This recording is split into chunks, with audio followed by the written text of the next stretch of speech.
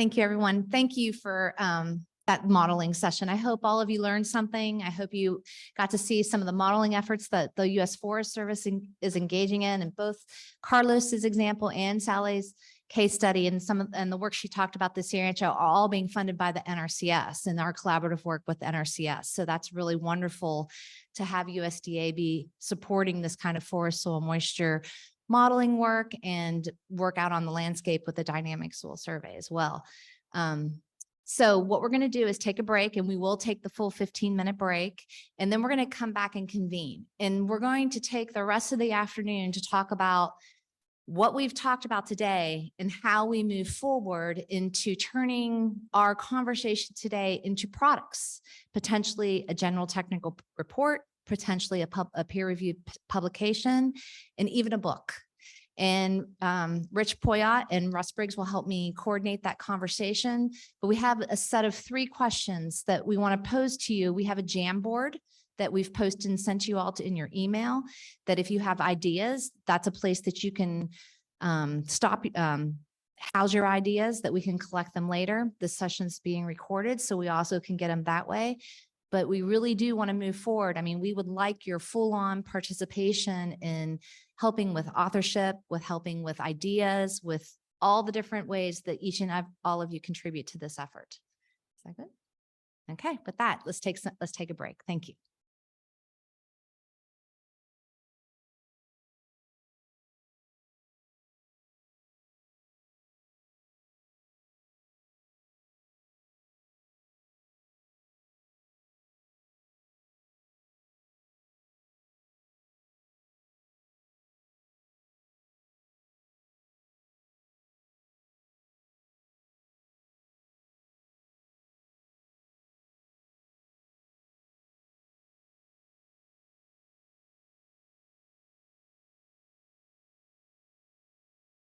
Go ahead, Claudia, please.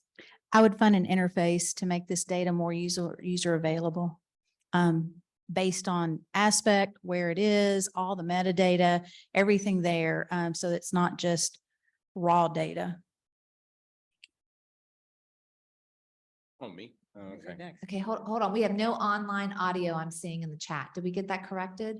We got it corrected. Thank you. Okay, let's keep going.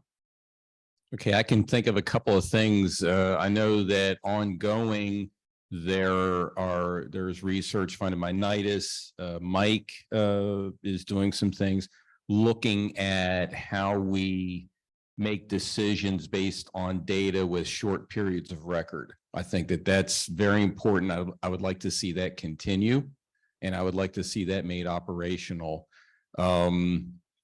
And, you know, really the other thing is I like the idea of an interface. I also like the idea of, you know, some of the things that I heard today, you know, regarding the soil characteristics, you know, the organic content, soil health, maybe as described by carbon, you know, whether or not there's a capacity to sequester more carbon, things like that. I would like to see more soil information in the metadata. And, you know, it'd be nice to be able to say, well, if that costs a little bit more money, I'd like to see that money spent. I think it'd be well spent. Great. Mike Kosh. Oh, he's eating. I just had the last chocolate chip cookie, so you're all out of luck. We should do some chocolate chip research.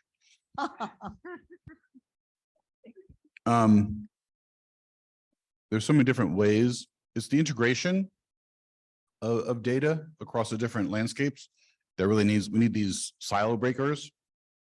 You know, interdisciplinary research, which is hard to fund usually because they're like, well, I fund my thing and I fund my thing.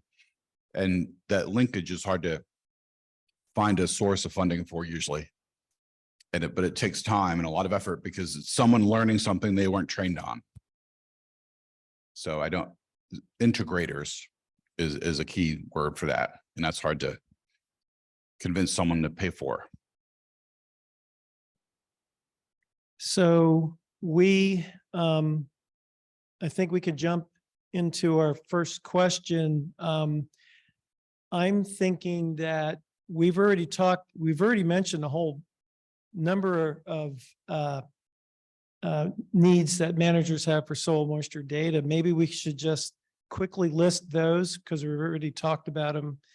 And then maybe try to come up with some that haven't been discussed, and go from there. So Claudia, I'm going to start with you because you gave one of the talks on that.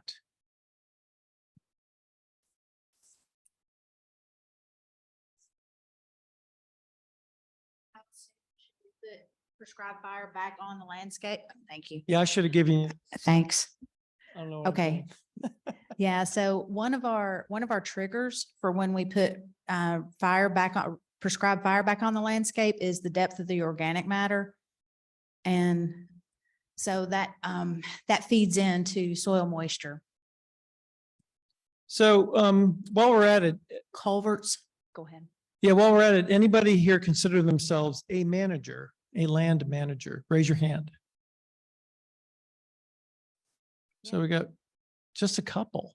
Okay, we need to do better next time for that. So that's why we're asking you, Claudia. Well, we have several land managers online too with us. Oh, In our okay. virtual world. That's right. We have Yeah. a virtual world. Yes. Where roads can go and where they can't go.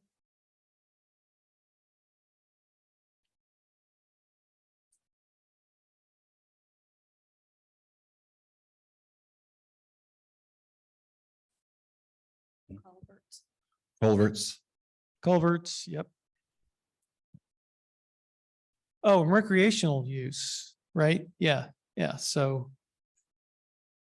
And actually, that's an important one for urban because many moons ago, when I worked in Central Park, one of the things that we did right after it rained, a substantial rainfall, we would block off the turf grass areas that we cared about because that was the worst possible moment for somebody to walk out there.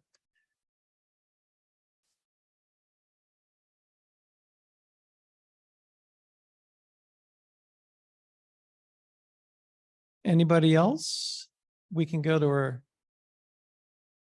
I mean, we can blow through these questions pretty quickly but I think the last question is going to be the one that's going to draw the most interest. So anybody else? Oh, we got. I'll get you. This is for the record. Oh, okay. This is for the record. For the record. Yeah, in the conversations I've had with managers is, long-term planning, and so if we think about and when I say long-term planning, it's or long-term assessments, it's things like assessing drought stress for the purpose of better understanding where insect and disease outbreaks are possible. But then also, I mentioned, long-term planning in the sense that, where on the landscape will we have, refugia versus areas that are susceptible, more or less susceptible to drought or to climate change. So those types of questions.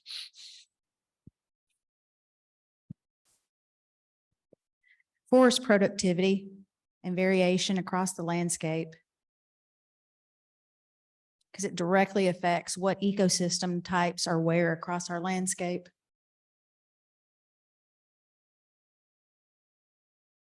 So I'm going to add a couple that maybe are not as obvious to managers or to other scientists that are not working in forestry. But I spent a lot of time doing training for the NASS program, the National Advanced Silviculture Program, and I teach silviculturists how to use soil information, and we need soil moisture information to help us understand natural community management, forest regeneration processes, and stand development processes. They're all related back to how much water there is in the landscape, as well as nutrient supply and acidity. These are all important issues that affect that dynamic and what species you would favor, what natural communities you would favor, and how you do that. So it seems like to me that there's important to think about near shallow versus full soil column soil moisture information. And I think you can look at a lot of the operational needs. Like, is it okay to drive ATVs across the soil? Is it okay to bring equipment in? It's probably near surface soil moisture that's the driver for those land use choices. But if you think about long-term regeneration, restoration potential is a concept that I think is one worth considering. Yep. Then you need to think about full soil depth. What's happening to soil moisture through the full soil depth over time, and factor that in, because you can go out and put a whole bunch of new trees on the landscape where the soil moisture deficit is so large that those new trees are pretty much toast as soon as you put them in the ground. So I think it's really important, I think, to think about both of those concepts, right? What do we need near surface soil moisture information to do versus full soil column soil moisture? Yeah, and so it was mentioned earlier today about the delayed response that's happens in forests sometimes. You know, you have what you consider a drought year, but the trees seem to be doing well, and they don't really show the stress until next year. And that would get from that. Yeah, I like that. John.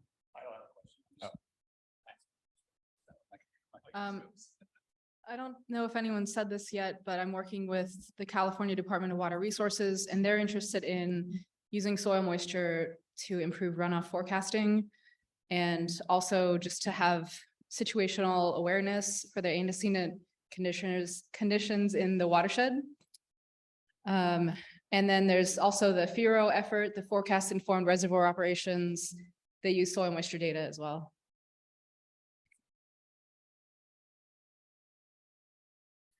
Oh, we have a question over here or a comment. I'm putting my forester hat on, and I was a forest manager, just to say. And so as a forester, and I was managing a landscape, this is in industrial forestry, or even if you're a federal land manager, and we have these guides that say how much biomass can the site support based upon the site characteristics or a site index, depending on the size of the trees and what you're stocking, right? So we always have been trained to try to get to that upper limit, to manage at the upper limit for productivity, for carbon sequestration. Now we could just substitute that for carbon sequestration. And I think we need soil moisture data and trends to show where the biomass potential on many of our landscapes, particularly in the West, are water limited, and we need to lower that stocking curve in those guides by 30 to 35% in many places, because we're still being guided by that. We're still being challenged as federal land management agencies on why we need to remove biomass. Hi, I would add, so there's across the West, springs are locations for a lot of biodiversity and endangered species.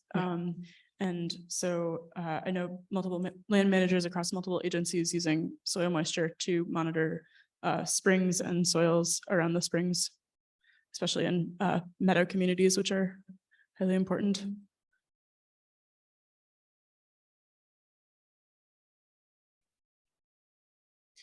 So I have sort of a question. I just don't have the background to answer it, but how important is soil moisture for predicting floods? I mean, is that the kind of thing that you need to know? Okay, so maybe we should. Yes. Okay, so yeah. There's, Maybe we should put that. to elaborate on that, there's been a lot of research looking at the value of precipitation, the value of soil moisture, and other land variables for helping forecast flood-prone regions. And it turns out soil moisture is right at the top. Okay. So very, very important. I'm glad I brought it up. No. So it's just an anecdote, but a researcher from UMass Amherst was looking at the scan sites in Vermont and was able to explain the severity of the flooding around Montpelier based on the moisture conditions. And he explained, I mean, I need to look at the email again. I need to reach out to him, but he can explain the difference between several storm events and the severity and the impact on human goods and life. Well, actually, I don't know if that took a life, but he can explain the difference by the difference in the antecedent soil moisture. And there's just 2 sites in Vermont. If we had a well thought out strategy and somebody watching that, creating a product regularly or a warning system, like a drought warning system, it could have been a much more helpful. We could have helped at least with the early warning. So we got that right? Good. So I am glad I brought it up. Oh, Ian. Oh, So there was a study in 28 catchments in the UK looking at runoff in urban catchments. And they modeled it based off of with soil moisture and without. And so when they included soil moisture, the predicted value was much higher, about 12% higher. Okay. So but normally they don't account for it. So I think it's an important thing to bring up. Okay. Cool. Richard. Yes. So I've heard that at some point soil can become so dry. If the drought is so severe that it will compress, the bulk density increases, and then it's difficult for heavy rains to infiltrate into the soil. And there's a lot of runoff there too. So if soil is severely dry or more near the saturated end, then we can get more runoff. But if it's more in a healthy range, then there'll be more rain absorbed into the soil. You get to a hydrophobic soil state, and so you want to be in the middle for it to the suction to keep pulling down. If you're at the very high level of moisture or the very low level, that water can hit and just run off. And the intensity of the rain matters as well. I guess I was just gonna add on top of it. So that's exactly what we found even in Hawaii. The watershed that we are in is upstream from Waikiki, where everybody like to go and have fun. So there's a seriously concern about the 100-year flood there, and an Army Corps engineer is actively investigate on that. But then what we found in my lab, like we have a weather station in the back. So basically exactly what you guys was talking about, we have soil moisture installed in that weather station. And with the soil moisture data, we can much more accurately predict the storm size. So even in a wet area, having the antecedent soil moisture condition is really helpful. That's what we're gonna try to discuss, invest them further. Thank you. Great. Any more on management? Stephanie wants us to oh, we have somebody? Okay. They're just making me run like a mouse through the maze.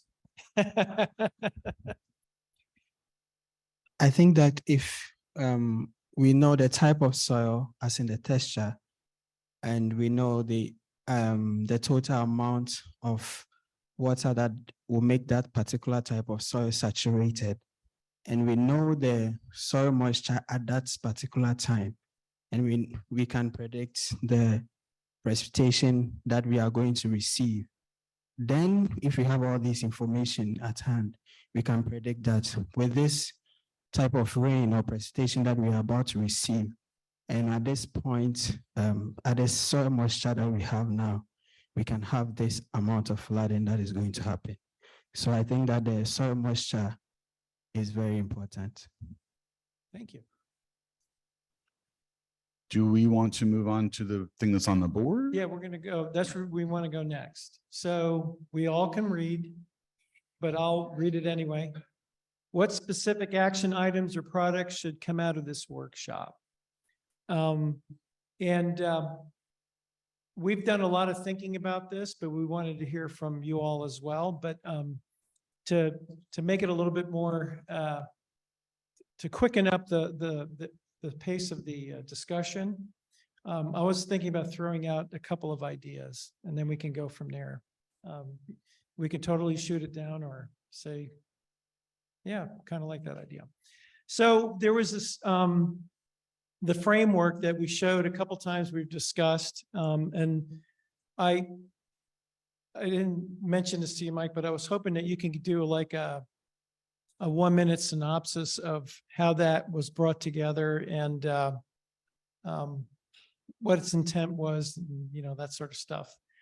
And because one of the things that we're thinking about is doing something similar, but for the forest sector. So if you could.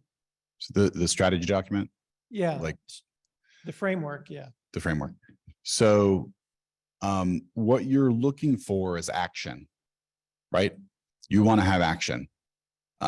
You're asking this question very particularly because everybody came here and you're going to in 3 months or 6 months, someone says, hey, you went on that trip. How was it? And then you could be like, great, I had a nice lunch. Or it's great. From that, we decided to do this. So doing something after that, and it leads to something else and the next thing. That's a motivator. So I'm glad this question's here. The strategy document is the same thing. Here's a list of things that need to be done. We could say soil moisture is important all we want. We can say it has value, but until you tell, there are people who don't know, who have money and make decisions who have no idea. So they keep looking for somebody to tell them, what is it we're supposed to do? What's the community say is important? So providing them a simple, clear layperson's reading of here's a path, a framework to do this thing, gives them the power to say, well, here's a group of experts who say this is the thing that we should work towards. And we're talking about people at OSTP. Then I didn't just say OSTP doesn't know what they're talking about because they're kind of bosses, but giving them a laid out framework that's thought out, they can then work from that, even if it's just a draft. And we always say anything's a living document. It can always change. We have to adapt. That's where that came from. We came together as a group and said, here's the things we need. Your first 4 bullets there. You know, here's our whys. Why are we doing this? What do we need? How do we get there? And here's a path. So how long did that take and how many people did you have to bring together to make that happen? You have any advice and things like that? Because if that's something we want to do, I'd love to learn from your experience. Because I know you actually pulled it together, in my view, pretty quickly. So I'd have to double check, but I think we started talking about it. It was then requested by Congress, and it was on the order of, once we started writing it, it was less than a year of mostly done. It was then the next year of legislative, not legislative, but executive review and approval process and getting the language acceptable in all forms, because you got to remove certain things because federal employees are involved. But I'd say a year of writing, another year of steering the ship. Yeah. To get it published. And was it published by NOAA or? Published by NITUS. It was a NITUS. And NOAA. Okay. So the Forest Service, we have general technical reports, which are, thank you. Why did he have 2 mics? I don't know. We have a thing called GTR, General Technical Report, and it gets the official seal of approval by the Forest Service. It does go through some peer review. And they could be really glossy and look. It's also highly accessible. And it's highly accessible. It's free. You can get it online. It's PDF format as well as hard copy. And those are for science. This is a strategy. Probably would fit more into a general Forest Service document rather than a GTR. Okay. Because there's plenty of those that are published as, strategy documents that are published that get a Forest Service imprimatur. Am I using the right word? Yeah. And an official number, and they're loaded, they're PDF available, they're publicly accessible. But a GTR is because I've been through this process before, and a GTR can end up being a heavier lift than, because it has to be a science document, not so much of Okay. a strategy. So what was the official term for the one that you're recommending? It's just a Forest Service report. Yeah, right. Okay. So we don't have to go GTR, but that would be an option, certainly. Yes. I don't want to derail things too much, but I'm gonna have to be leaving here in about 5 minutes. I already added this in a sticky note, so you're good. But I'm very excited that the Forest Service is showing interest in this soil moisture monitoring. Whatever comes out of this, whatever action item comes out, whatever document is produced, I would really like to see some way of making collaborations outside the Forest Service a little bit easier and a little bit more straightforward. Just because, Stephanie kind of mentioned earlier in her talk that there's this potential, hopefully one day, ongoing effort in Texas. And there's excitement at the upper levels for this kind of stuff. But then once you try to get in touch with, the local officers, they've got so many things to do that this is just another thing that gets added to their list and they don't have time to deal with it. It's an area of interest for me, research wise, and I'd love to get involved, but there are just some roadblocks in the way that if we can facilitate these sorts of collaborations, maybe with better communication. I don't know exactly what it looks like because I'm not familiar with all of the inner workings of the Forest Service. But interagency collaboration would be nice. Right. So the recommendation to make it a Forest Service publication was more of simplicity rather than a simpler route to go. Something that we've done before, lots of us. But it doesn't mean it's going to be exclusionary. Yeah, so I should be clear. My comment was not necessarily about any sort of publication. This was just a generalized comment overall. Like I said, I don't know anything about that process or anything. Right. This was just a general comment because we have 7 minutes until we're leaving. Okay. I'll just try to help you address that a little bit. So yeah, it's exactly what you just mentioned is pretty much the case. If you're from the outside and you try to approach someone at your local ranger district or your local national forest, their priority is land management, and that involves they're doing their current monitoring and writing their documents and trying to plan for their management. So you're right. They probably, you're like the lowest person on their priority list. But if you reach out to one of us, so if, find some folks from U.S. Forest Service R&D, who you might have alignment with, in your research interests. We often have better success with trying to integrate and interface with those folks. Yeah, I mean, I said often, not always, but yeah, there's sometimes, and it all depends on, and within regions and areas it varies. In the Northern Research Station and the Northern Region 9, we have a very close relationship with our land managers, but that's not always the case depending on where else you go. So, but you might have slightly better success. So I want to thank you for the comment. And this is the hardest thing that we do. Sometimes we get siloed in our organizations, whether the universities or agencies that works all across whatever you are. And I think that's why these networking events like this are really important. And so just a suggestion, but in order to activate on creating something, we've got to form some type of a working group that can be sponsored and can have chartered and be a little more formalized, right? And then have opportunities to invite others in. So it begins as the core group of networking. And that's where we've been successful, working cross boundaries in the past. Good intentions are good intentions. It's just everybody gets busy. How do you make that happen? But putting a little bit of structure and everything.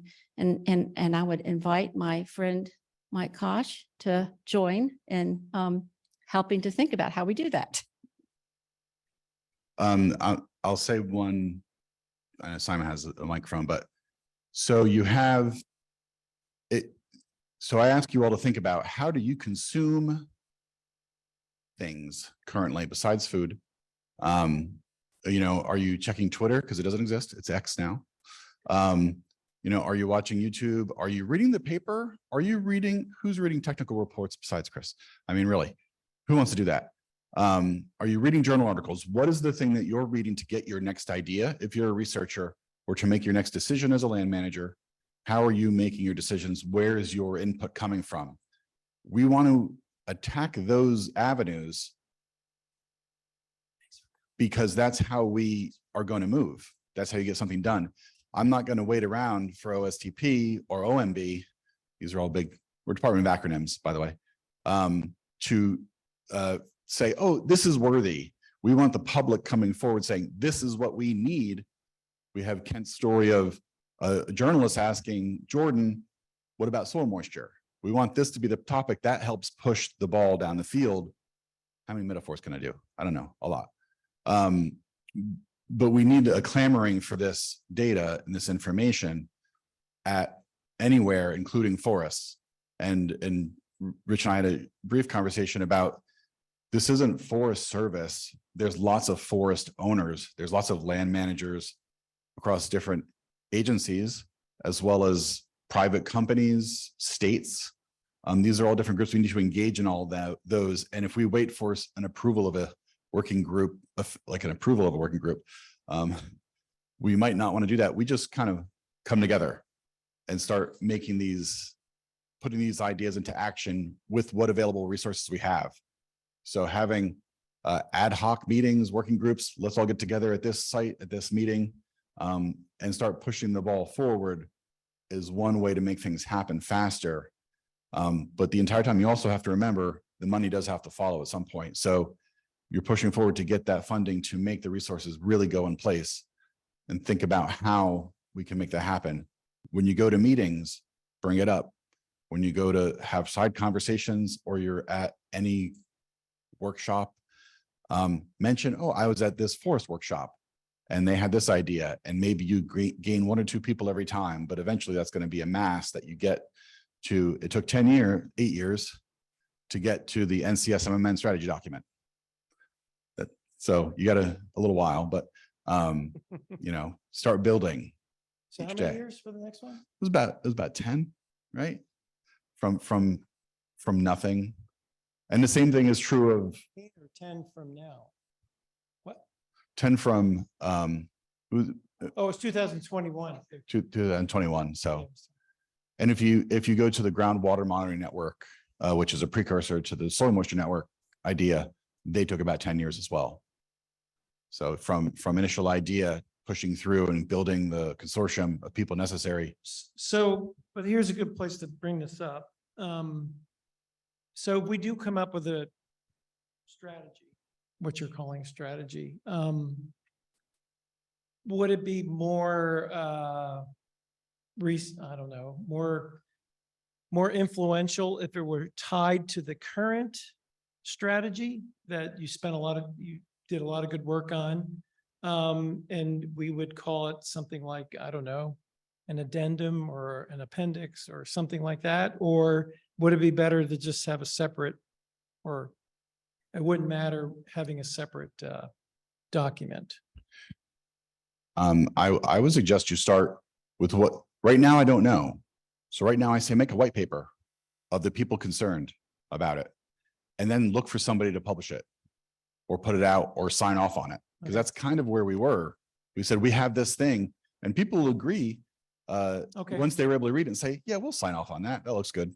So you give them almost a fully formed document. They can then tweak it as needed by their agency. Right. So you didn't start out knowing it was going to. No, we started out with white. Okay, white that's paper. good for us to know. Yeah. So that's good. So if we were to do a next step then from this meeting, keep the momentum going, what would you, what did you do to get that white paper? We formed a group, had a few folks say, here's what an outline looks like, and then tagging people. And we did arrange it at a meeting coming up. So we said, at this meeting, we're going to break up into groups. And we had a chapter here and a chapter there and a chapter there, in that room, in that room, in that room. That's how to do it. Yeah. And they started, and then they were given tasks. And this is kind of how the metadata document and the guidance document for good practices. You divide up the workload because we are all volunteers. You know, I wrote a paragraph driving on vacation. Okay. Someone else writes a paragraph, they write a paragraph. Someone has to bring that together. It's a little bit more time. Find somebody who's retired, maybe has a lot of time on their hands.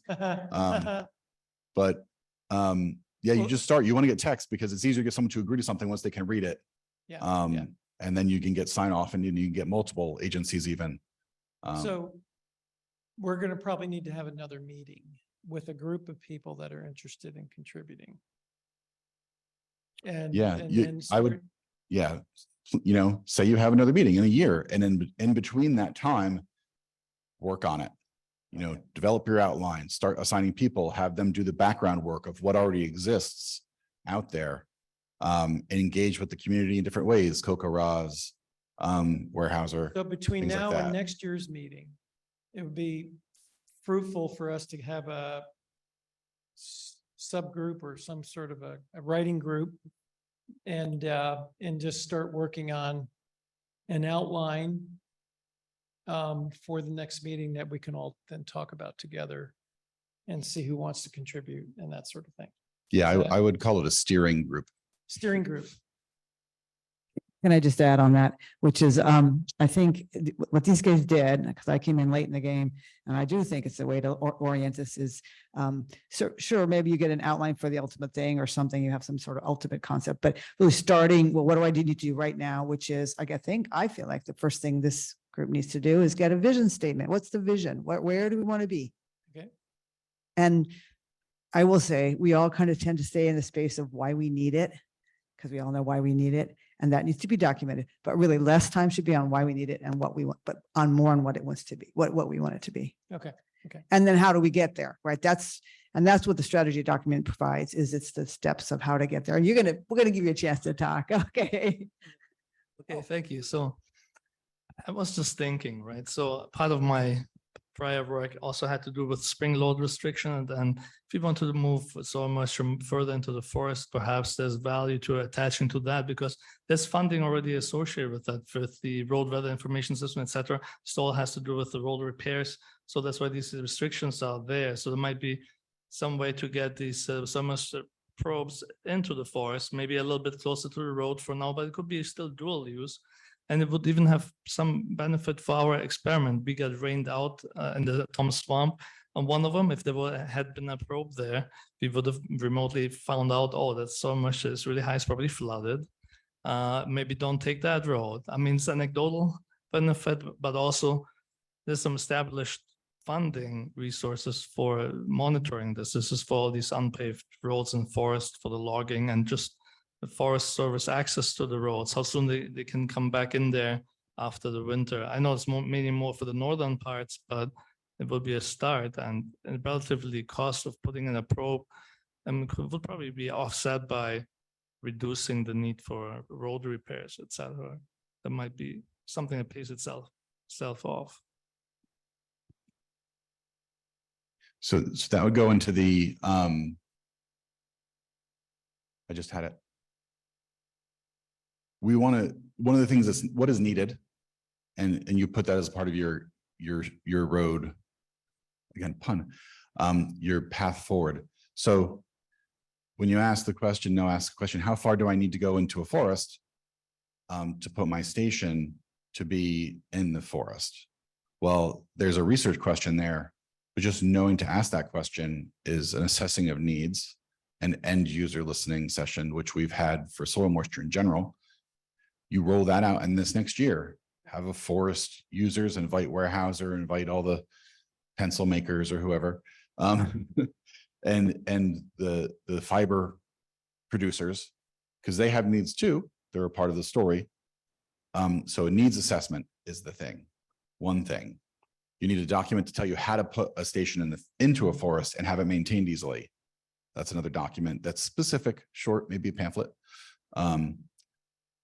So start collecting those things and then figure out how they fit together by the steering committee to figure out how do you bust these things together to then produce the best storyline. So when you hit the ground with those people in your next meeting and you start giving out assignments, you'll have a backlog of here's people who are going to use this and here's what they need.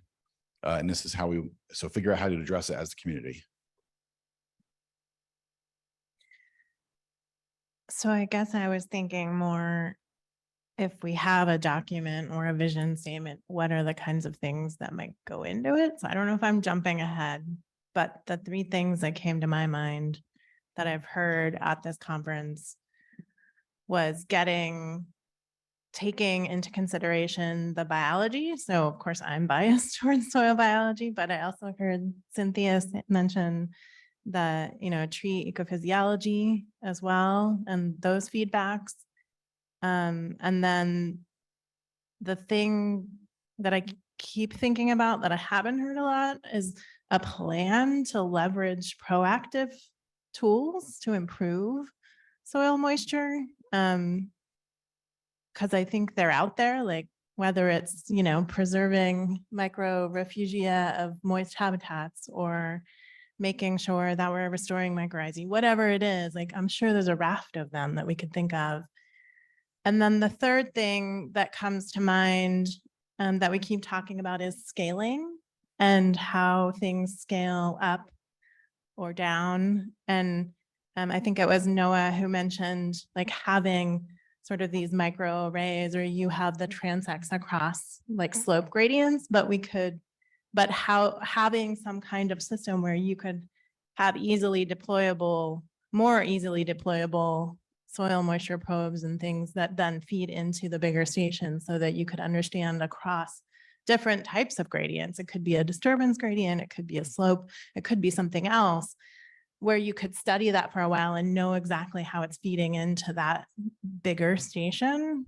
And then you could redeploy them somewhere else for another study of something else. And I'm happy to help with the biology paragraph. You got to write names down. No, just while they're walking the microphone, I'd like your comment about inviting companies like Weyerhaeuser, and ask them, how much did that cost you? How many, when you couldn't get your trucks up that hill, how many people got laid off? How much, and if you can show damage. And again, I keep bringing this up. Forgive me. I work with a bunch of economists, so they beat it into my head. It's like, what was the economic impact? And, what would be the economic benefit of investing in a robust soil moisture network? They did it with the CRN. They had a study saying, every station for every dollar it paid off this much. And if you can show, and it works with the drought monitor. The Western states, the Western Governors Association, they support the drought monitor because down the road, it pays dividends to their producers. Have you done this with the?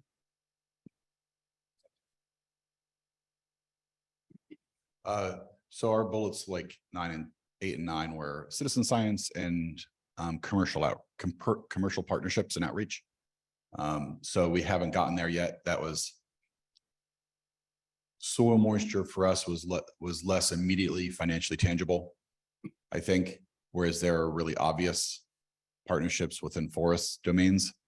Just like with flooding, they're obvious, flood insurance is right there. But we were trying to be more broad. So we don't have that partnership yet, but we do have initial discussions with some of the data producers like Planet, who are interested in demonstrating the value of soil moisture for other things, or Muon, who presented here, who show here we're selling our product, and we can provide a rationale or support the value of the need to use that and incorporate that in decision making. Okay. Oh, sorry. Yeah, I think that got into a lot of what I was thinking. Is we put the needs assessment up there first, But I think before we got to the needs assessment, we probably need to do a constituents assessment. Who are our constituents? It's not just the U.S. Forest Service. It's state and private landowners. It's it's industry. Our industry partners, like I think of NCASI, has been in this world for a long time. So, trying to, before we do the needs assessment, like identify who we need to reach out to, and who are the representatives of those organizations, and can we invite them to be part of this group potentially? Because I know we're kind of underrepresented here by managers in a way, and we should probably try to force them to come to these meetings in the future or get involved in this in the future. Maybe nominate some folks. But, once we have, so we identify our constituents, from that, we do a survey of needs, and we do a needs assessment, and that leads essentially to identification of questions that need to be resolved, and then develop, a series of tools or products or research lines, that need to be followed to then develop those tools and answer those questions. And then, even, moving even farther in the future, it's like, we see a lot of competing, products out there in our open research marketplace, and then how do we either consolidate those or identify the ones that are, the most promising, those types of things, but that's probably a ways down the road.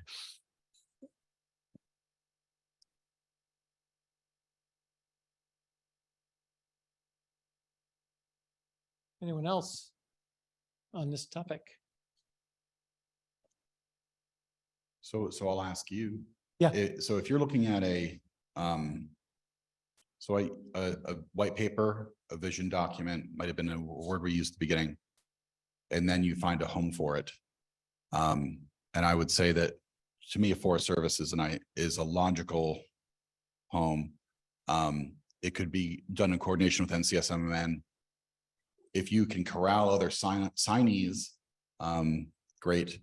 But that's one document. Along the way, we're finding a lot of success with other forums. So we wrote an EOS, AGU, EOS article. Jordan Clayton wrote that. Then we go to Vadostone Journal. Then we go to BAMS. Every year or two, we're producing something like, here's our update. Here's where we're going. They don't have to be science, but some of them are science. So you sprinkle into science, you do a popular publication. I'm calling EOS popular. But and then the thing that we're starting to work on is the public side. So you had Smokey the Bear, you have public outreach ability, you have Twitter, and all these other. I'm starting to use LinkedIn more to get that word out, going into news updates in your various journals. These are the short things that people do read instead of the 12-page paper with 150 slides, 150 figures. The short thing. Oh, here's the latest thing. Hey, maybe this is where my next idea will come from. Let me connect with that group. Let me go to their website, a story map, things like that. That they're a little bit easier to get out. They come out faster, and they help keep your wheels moving, so you don't get stuck in the mud. Yeah. So you did a paper. What was it? Vados? So the first one was an EOS update. I think it was an EOS article Jordan Clayton wrote. This is the lead out of the first workshop, and I can definitely be wrong. And then after that, after the strategy document, we advertised the strategy document in the Vadostone Journal. Yeah, it was and then about 2 years later now, we've had a installation protocol in Jove. We've had with a lot of different collaborators in that. So you start writing out that plan of, you have the journal plan, and then you have your media plan, and then you look at a calendar of, here are all the meetings in the next 3 years. And let's make sure that someone from the community is presenting something at each one of these. We're doing town halls at AGU. We've done a town hall at AMS. We've done stuff at Soil Science Society of America. And I can't think of the others, but you start sprinkling in, and it's not just one person doing it. It's, hey, I'm going to AMS. Do you want me to present something? I have a free slot. I'm going to soil science. Do you want, someone else is going to soil science. They can present that. Then you start hosting sessions, and our session is now fairly popular at AGU. with guest speakers who speak on the topic, and that propels that side of the work. Yeah, that's a good point. In the time between NITIS was recommended and NITIS became a reality, Roger Puarti asked me to go speak at conferences on behalf of what we were proposing to build. And NITIS eventually became a reality, but we I don't want to say it was a saturation bombing, but we went to every meeting we could where it would be a relevant speaking topic. And we said, here's what we want to do. And then we garnered a lot of support for NITIS. So I think with with this network and with this idea of the forest focus, I think that, we could get a lot of attention that way. So, I mean, if we went under the umbrella of NCSMMN, that might confuse people, do you think? We've heard this before, or what do you think? I I don't think so. Confuses anybody. Okay, I'm just throwing it out there, playing a devil's advocate here a little bit, but okay. I think NCSMMN is confusing enough. You need a different one, but so we do it under the umbrella of NCSMMN or MNN, whatever it is. But we still probably could distinguish ourselves with another stupid acronym, or something like that. But I'm just kidding. I think just starting to talk about, and I like the term forest moisture. Go away from an acronym because we got a lot of them. Just be like, what is forest moisture? Why is it important? Yeah. And that's your story going out. And then, after what is forest moisture : and then start talking about the need for a national network or the need for a concerted effort for forest monitoring. You make it simplify for the layperson so they understand, and then bury in the first sentence or two, the concepts of improving monitoring in forests. So, okay, go ahead. I was just going to say, given the forest focus, there's a journal called Forests, and we have had some pretty good luck with actually getting workshop and conference summaries in there pretty quickly. So that might be a good way to go. And we could even do one for this conference. And if there are, questions that you have or vision statement or whatever you wanted to get out, that could go in there. And that would be a fairly doable step on a fairly short timeline. Yeah, we were going to bring that option up as well. Not necessarily that journal, but a summary paper of this meeting in some journal. Literally like a news alert, news flash, recent happenings. Those are things that are out in journals. Yeah. Okay. So for us to do the NCSMMN umbrella, do we have to go through any? I mean, is it enough for you guys to say, yeah, it's okay? Or do we have to go through? I'll let you answer it. Okay, so the NCSMMN, however much we like that acronym, is a community project. So no, there's no permission thing going on here. So we get.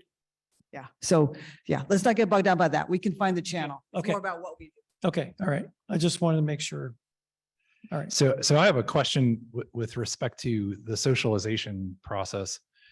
It seems like there might be opportunity at the Ag Outlook Forum to start doing the socialization, right? And use that forum, which gets a broader audience than any one of the science, the tri-societies or AGU, or I'm not saying don't do those.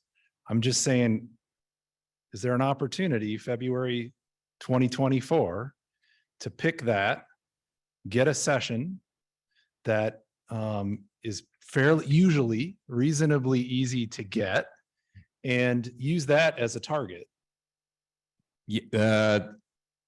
Those sessions are being planned right now, and I can look into that.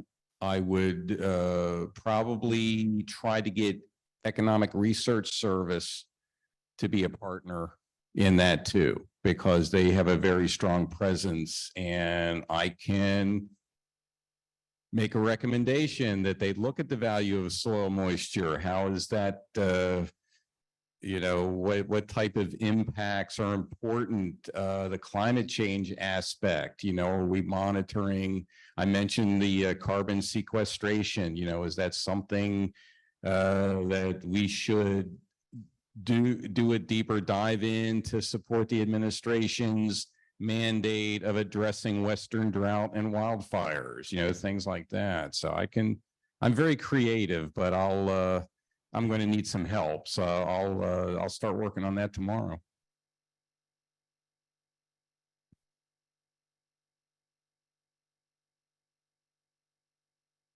You also have society having sessions, Society of Land Management. Think about, one thing is one person who's in Forest Service could get together, could just write out, here are the meetings I go to, and talk to one other person and say, what am I missing? Get a full list, write that calendar out, and just start planning. It's a strategy. So there's different strategies. There's many different ways to do a strategy, but one of them, you got to start with a calendar usually, and you have to know your end dates. So plan an end date every year, and then squeeze as much as you can in that year. So we're getting towards, we have what, half hour, or we have an hour? Well, we have, Or until we drop. Half an hour. Because I'm getting I think it's- tired. I think it's half an hour. So let's think of it this way. We need to form a core group that's going to strategize bringing this entire effort forward, doing this sort of strategizing and things like that. I also think there's another group that's going to, it would be nice to have responsible for producing a product from this workshop, a white paper that maybe can be published in Forest or some other similar journal. So we get it documented that we had this discussion, and it's, it's in the media. It gets cited and that sort of stuff. And then also generally, we all agree that next year we're going to do something like this again, but have it be much more focused towards a strategy document, and start that process at that next meeting. And then for the next year, kind of figure that we can get it done. Does that sound reasonable to everybody? Or, and the other thing we would ask is that if you're interested in any one of those things, let us know so we can get your name, serial number, and, we know where to find you, kind of thing. Oh, go. Yeah. Oh, sorry. This is a slightly different topic, but I just had the thought that in a lot of different sections of, for example, AGU, et cetera, there's early career researcher groups. And I thought that might be an additional thing to add. Oh, yeah, I like that. Actually, I developed like that a lot. Yeah, yeah. So we could do that, I'm sure. So, so looking for a core group to strategize this whole crazy thing.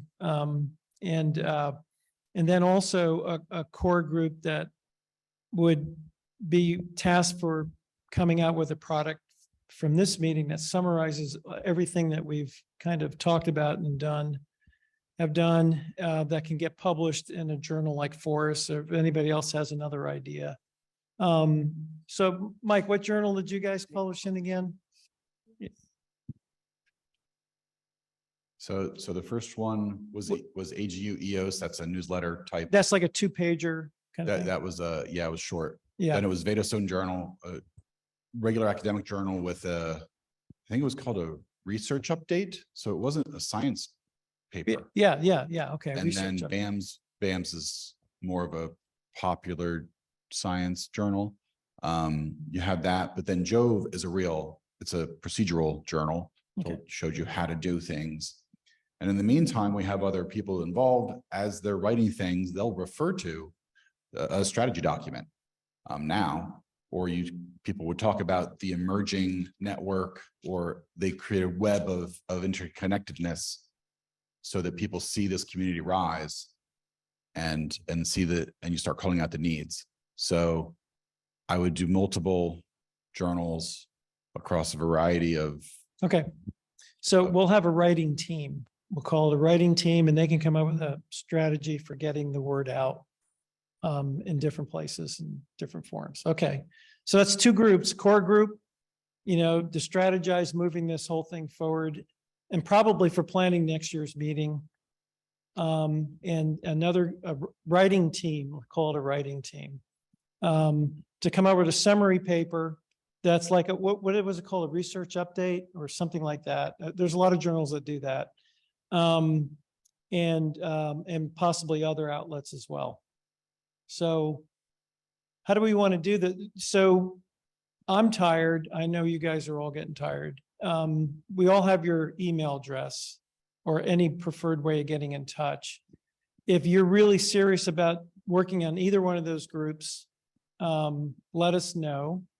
And we will follow up. And certainly we want to get that white paper publication out as soon as possible. And then it'll be good because we'll have our planning team ready for next year's meeting pretty far in advance. So that'd be pretty cool as well. And then there's one other thing I wanted to bring up, sorry. As far as the document, I was approached by Springer Verlag, the publishers always want to do books. And because of the success that we had with the Forest Soils book, they're very interested in following up on this whole process. I told them that we're not ready to do a book yet.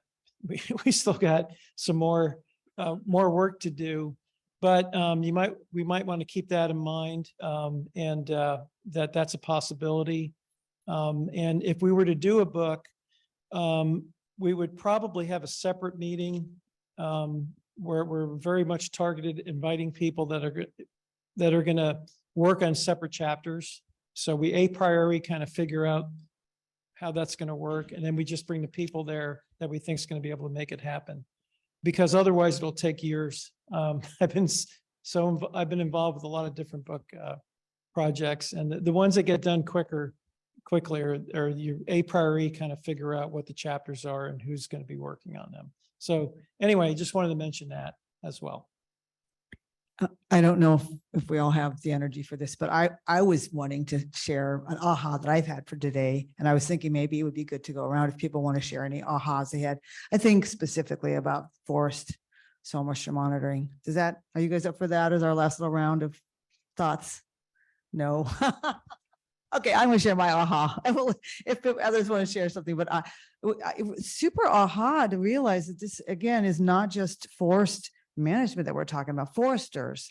I mean, when you think about landslides and again, the transportation impacts from what happens in forested areas, et cetera. I mean, there is a huge stakeholder list. And so that was a big aha. And then the idea of making that a priority, identifying those stakeholders as a start. Yeah, that was a great idea. Okay, I'm going to aha. All right. So something that hit me particular today was, John, when you were talking about the mesophytic reserves, because I read a paper a couple of weeks ago about climate refugees. And so remember Katrina, all the displacement of folks, that's happening more and more often. And I think we're way ahead of the curve here, because the places where we're going to have the lowest variability in soil moisture is going to be the places where people want to go and live. And I have seen land in my state being bought by folks from the coast. And I mean, so much that people are talking about it. So this work is super important. Mesophytic reserves are important. Yeah, I support everything that's going on here. I had an aha moment. I guess my aha is the lack of awareness of the utility of remote sensing and land surface modeling, how it ties into these in situ networks. Not from everyone, but as I heard it from a few times, we were discussing wildfire, we were discussing forest management, and in my opinion, I immediately go to, oh, cool, that's a great opportunity for satellite-based remote sensing. Oh, we have these advances in land surface modeling where we're showing the relevance there. I think the aha for me was like, wow, we need to do a better job of getting the word out and sharing what we learned, because there's been a fantastic amount of work done that is very, very relevant for all the discussions we've had over the last few days.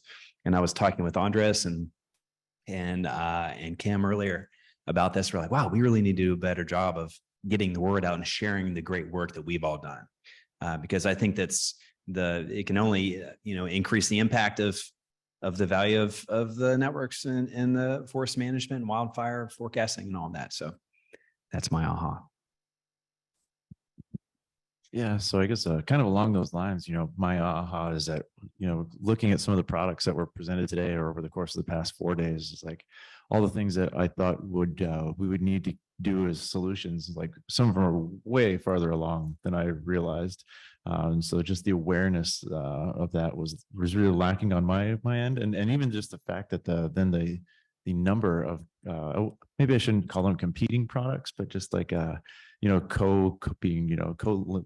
parallel lines of research that people are working on, and the options that are out there. That was kind of an aha for me.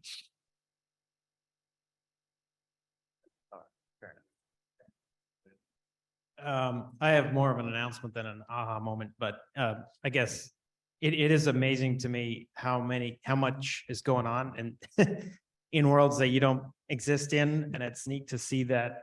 That's what these meetings are great for. A lot of trains on parallel tracks heading off into the future, but it's a great thing. We get siloed in our normal jobs and circles and so forth.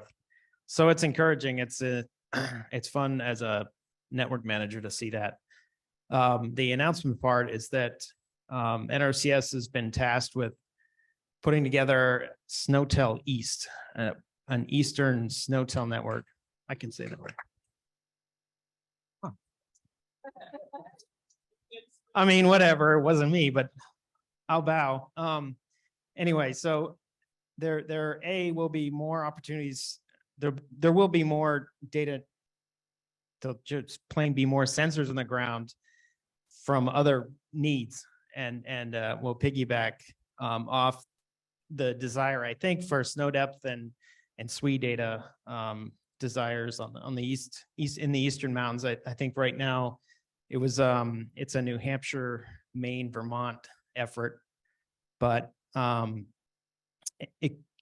I don't know that this group would have a chance to steer what gets put in and what gets specified, but we're certainly going to make sure that soil moisture and temperature products are part of that suite of sensors. And hopefully we'll have the chance to do really, really good site selection and do a good job installing those. And hopefully we'll have the staff to do better QA QC than we have in the past. So that's what I had. So when you write a news update, you're going to say, and this same thing happened with NCSMN and the Upper Missouri River Basin. They're not intrinsically linked, but they're together. And you say, announcing two different things, the formation of steering group and a forest-centered network operations, and coinciding with an Snowtel East. And then you get pretty pictures of further deployment of stations, even if you just throw dots on a map. My comments, not necessarily an aha moment, but one of the things I've learned at these previous workshops. When collecting soil moisture information, people like to report it as volumetric water content, but this is an interdisciplinary field of study, and we've heard the comments from other people on how maybe that's not the best way to report this. So I just really like the comments that were made on more integrative measures, such as the soil moisture anomaly or the FAW, and how those can be used to communicate soil moisture data. So just really like that.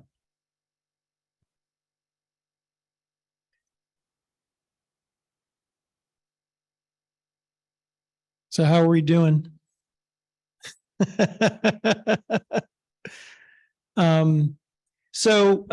As far as forming the writing team and I'm calling it the core group. I don't know what else to call it. Stephanie, so maybe we contact everybody with a broadcast email. And if you're interested, reply. We'll go from there. If that's. I suggest you just call for at least 3 volunteers right now. Oh, really? Before they get a chance to say no. Oh, okay, see. Ben. Do we have, for the core group, do we have 3 volunteers for now? Thanks, Mike. I knew you were just, and Russ. Lisa said she would be on it, and then Elise Ansega said she has a writer-editor background, and Okay. she said she'd be more than happy to help do that. So we've got some folks right there too. And if my contract gets renewed. And if Rich's contract is renewed, yes.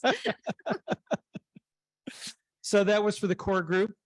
Do we have any for the writing team? I mean, I'm sure there can be spillover from, but anybody who's interested in writing. I don't know what the time frame is going to be on these things. I guess we're going to have to, like the 2-pager for the what is it? The AGU publication, EOS. That's a 2-pager that can happen pretty quickly. Some of the other ones, obviously will take longer, but I'm looking at Ian because he's got another writing assignment he has to do before December, but it would be good if he was on one of those. But anyway, I mean, we'll take anybody else.